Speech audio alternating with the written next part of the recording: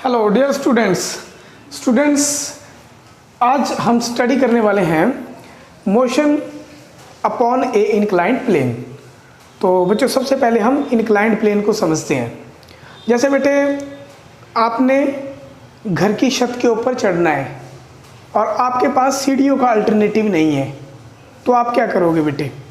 आप बाहर से सपोर्ट लाओगे, ठीक है, उस सपोर्ट को दीवार के साथ लगाओगे और फिर क्या करोगे? आप दीवार पे चढ़ जाओगे आप।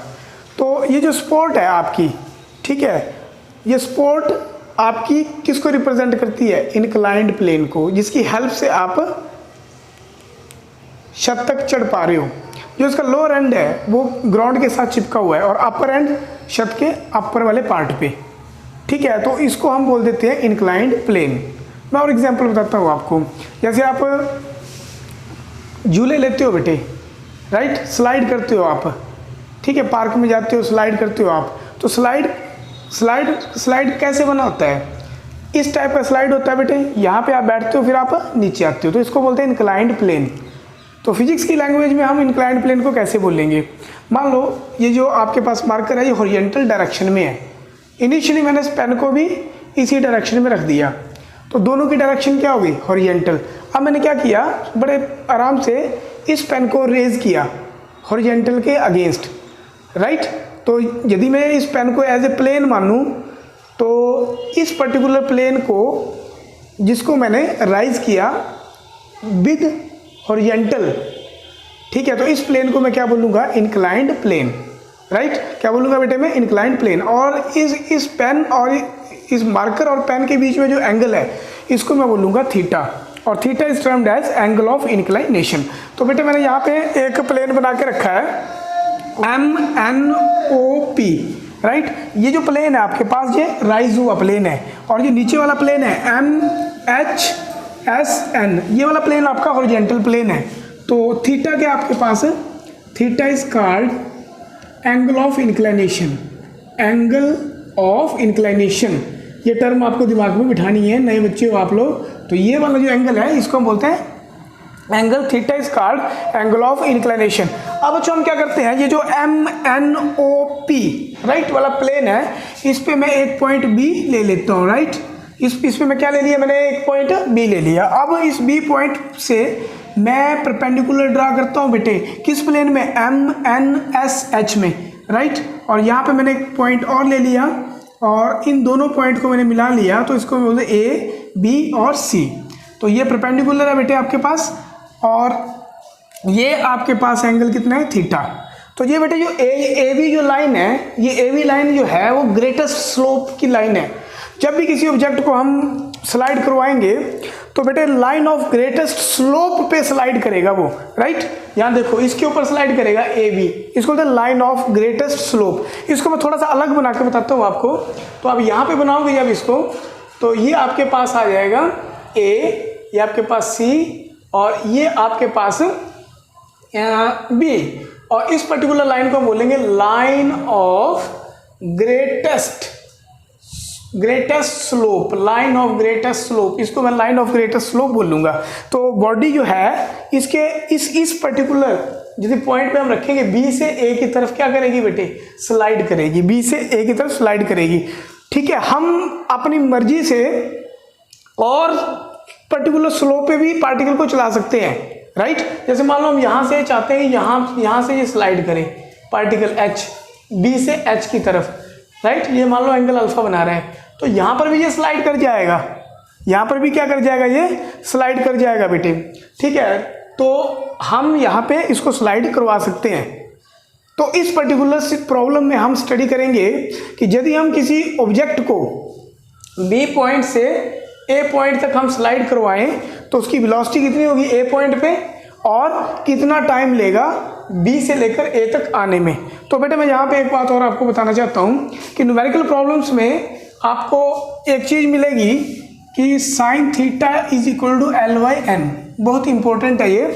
तो sine theta is equal to L/N, तो यहाँ पे साइन थीटा का मतलब क्या है? आपके पास परपेंडिकुलर बाय हाइपोटेन्यूज, ठीक है। तो इसको आपके न्यूमेरिकल में ऐसे लिखा होगा 1 in n, right, 1 in n। Usually आपकी जो एल की वैल्यू है जो 1 लेते हैं बेटे, यूजली एल की वैल्यू क्या लेते हैं, 1 लेते हैं। बड़ा इंटरेस्टिंग है ये, इसको समझना। ये बेटे मेरे पास ये इंक्लाइंड प्लेन है, राइट, और किसके साथ, ये हॉरिजॉन्टल के साथ कितना एंगल बना रहा है, ये थीटा। तो बेटे साइन थीटा, यदि थीटा जो आपके पास है 1/n, राइट, इसका मतलब क्या हुआ, इसका मतलब ये हुआ यदि आप इस इंक्लाइंड प्लेन पे, यदि आप इस इंक्लाइंड प्लेन पे n यूनिट डिस्टेंस, कितना बेटे, n यूनिट डिस्टेंस कवर करते हो इस प्लेन के ऊपर आप, n यूनिट डिस्टेंस, तो while you are covering n unit distance there is vertical rise, there is vertical rise। तो vertical rise किस में आ रहा है आपके पास, यहाँ पे, यहाँ पे, यहाँ पे vertical rise कितना आ रहा है आपके पास, 1 unit vertical rise for each n unit distance you are covering along the inclined plane। तो ये आपको पता होना चाहिए, ठीक है। उसके बाद बेटे हम अपने जो मेन आर्टिकल है उस पर फोकस करेंगे, और मेन आर्टिकल में आपको बोल रहा है जो हम अभी निकालने वाले हैं वो आपके पास कह रहा है, ये इसको भी हम मिटा देते हैं बेटा। अब हमें बोल रहा है कि यदि आपका पार्टिकल, राइट, रीड्रॉ कर लेता हूँ मैं डायग्राम एक बार में, ये बी पॉइंट, ये सी पॉइंट, ये ए पॉइंट और ये इंक्लाइंड प्लेन, ठीक है। पार्टिकल आपका यहाँ से स्टार्ट किया है और इस पर्टिकुलर डायरेक्शन को मैं पॉजिटिव डायरेक्शन मान लेता हूँ, ठीक है। जिस पर्टिकुलर पॉइंट बी से स्लाइड कर रहा है तो उसको मैं क्या मान लेता हूँ, पॉजिटिव मान लेता हूँ मैं। तो किसी टाइम पे यदि पार्टिकल यहाँ पे है तो बेटे उसको अर्थ अपने सेंटर की तरफ अट्रैक्ट कर रही होगी mg के साथ, और ये नॉर्मल टू दी सरफेस है, right, normal to the surface. तो कई बहुत सारे बच्चों को normal to the surface draw नहीं करना आता। देखो बेटा मैं आपको समझाता हूँ, आपको कभी नहीं भूलेगा ये आपके पास सरफेस है, राइट। अब आपने पेन को ऐसे रखा, राइट, तो मार्कर और पेन के बीच में एंगल कितना है, 90 डिग्री। अब देखो बेटा ध्यान से, अब मैं मार्कर को इंक्लाइंड कर रहा हूँ, राइट, मार्कर को मैं इंक्लाइन कर रहा हूँ तो नॉर्मल रिएक्शन की डायरेक्शन भी चेंज हो रही है। ये बहुत इंपॉर्टेंट है समझना, जब ये हॉरिजॉन्टल में है तो ये नॉर्मल है, राइट। अब देखो बेटा ध्यान से, राइट, अब आपने इंक्लाइन कर दिया तो नॉर्मल टू द प्लेन ऐसे आएगा, ठीक है। तो उसमें कोई भी टेंशन वाली बात नहीं है।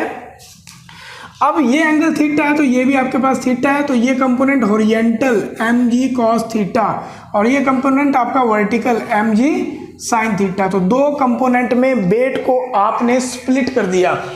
अब इसको स्प्लिट करने का मोटिव क्या है हमारा, हमें एक्सेलरेशन फाइंड आउट करनी है, राइट।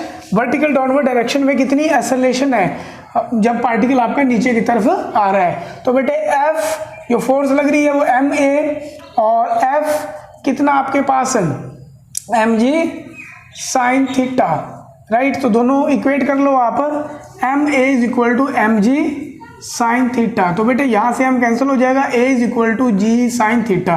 तो ये वो एक्सेलरेशन है जिस एक्सेलरेशन से आपका पार्टिकल नीचे की तरफ आ रहा है। हमारा मोटिव क्या है, इस पर्टिकुलर पॉइंट पे वेलोसिटी को फाइंड आउट करना। तो बेटे बहुत आसान है ये।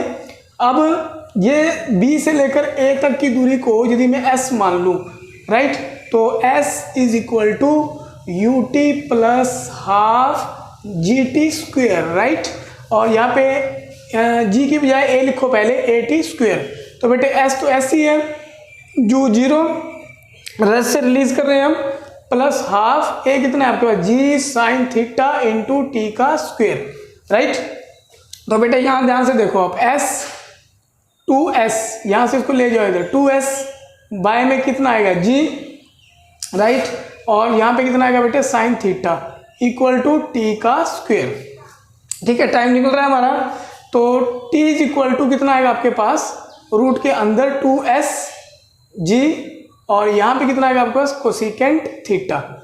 तो ये आपके पास टाइम है जो ऑब्जेक्ट ने लिया ऊपर से नीचे तक आने में, t is equal to 2s by g sine cosecant theta, ठीक है। साइन का आप कन्वर्शन कर सकते हो 1 बाई साइन थीटा को कोसिकेंट थीटा। तो बेटे यहाँ पे यदि मैं s को इस राइट एंगल ट्रायंगल में मैं ये बोलूँ कि साइन थीटा, यहाँ से देखना बेटे ध्यान से, sine theta is equal to, ये BC हाइट h है तो h बाय में s। तो बेटे यहाँ पे s कितना हो जाएगा मेरे पास s हो जाएगा कितना हो जाएगा बेटे, s is equal to h by में साइन थीटा। तो कितना हो गया मेरे पास एच, और यहाँ पे कितना हो जाएगा कोसिकेंट थीटा। तो ये एस की वैल्यू है, तो ये वैल्यू मैं यहाँ पुट करूँगा तो मेरे पास कितना आएगा, टाइम इज इक्वल टू, तो बेटे 2s कितना आपके पास h कोसिकेंट स्क्वायर थीटा हो गया, तो इसको मैं कोसिकेंट थीटा को अलग से लिख सकता हूँ y में g। तो बेटे ये मेरे पास टाइम है जो उस इंक्लाइंड प्लेन से अपर मोस्ट पॉइंट से लोअर मोस्ट पॉइंट पे ऑब्जेक्ट जो है वो ले रहा है। बट इंटरेस्टिंगली यहाँ पे बहुत बढ़िया बात है कि यदि आपके पास थीटा 90 डिग्री हो जाए, देखो बेटा यदि ये थीटा कितना हो जाए 90 डिग्री, राइट, तो यदि ये 90 डिग्री हो जाए बेटे आपके पास, तो कोसिकेंट थीटा 90 पे कितना हो जाएगा आपके पास 1 हो जाएगा। तो t is equal to 2h/g, ये आप कर चुके हो बेटे। अब बात आएगी वेलोसिटी की कि कितनी वेलोसिटी से पार्टिकल ए एंड पे पहुंचेगा बेटे। तो आप फार्मूला लगाइए, b square minus u square equal to 2as। तो बी स्क्वायर हमने निकालना है, मान लो b1 स्पीड से ए पॉइंट पे ये हिट करेगा, तो b1 स्क्वायर इक्वल टू ये u तो 0 है इक्वल टू 2a कितना आपके पास g साइन थीटा, और बेटे s, राइट, ये आपके पास कितना आ गया s। तो b1 is equal to root 2s g sine theta. तो बेटे s अभी हमने निकाला, तो दोबारा देख लेते हैं, sine theta is equal to h by में s, और s कितना था यहाँ पे, s is equal to h by में साइन थीटा। तो कोई दिक्कत नहीं है, यहाँ पे हम वैल्यू पुट कर देंगे 2 आ गया आपके पास, और s कितना आपके पास एच वाई में साइन थीटा, और यहाँ कितना है जी साइन थीटा। तो बेटे साइन थीटा से साइन थीटा कैंसिल हो गया, तो हमारे पास कितना आ गया 2gh। तो ये वो वेलोसिटी है जिससे आपका पार्टिकल इंक्लाइंड प्लेन से बी पॉइंट से ए पॉइंट तक ट्रेवल करेगा। अब बेटे यहाँ पे एक और इम्पोर्टेंट बात जो आप नोट करोगे, वो क्या करोगे आप, वो देखोगे आप कि यदि पार्टिकल बी से सी सीधा आए तो भी कितना होगा आपके पास, b1 is equal to 2gh। ये डायरेक्ट भी हमने कल निकाल के आपको बताया था। तो इसका मतलब यहाँ पे हम एक इम्पोर्टेंट कंक्लूजन पे पहुँचते हैं, और वो कंक्लूजन क्या है आपके पास, वो कंक्लूजन आपके पास ये है कि ये जो वर्क डन है, राइट, ऑब्जेक्ट के ऊपर वर्क डन हो रहा है जिससे उसकी स्पीड बन रही है, राइट, वर्क डन हो रहा है ना ग्रेविटेशन फोर्स के कारण। एक्सेलरेशन ड्यू टू ग्रेविटी किसके कारण हो रही है, अर्थ की ग्रेविटेशन फोर्स के कारण, क्योंकि अर्थ हर ऑब्जेक्ट को अपने सेंटर की तरफ अट्रैक्ट करती है।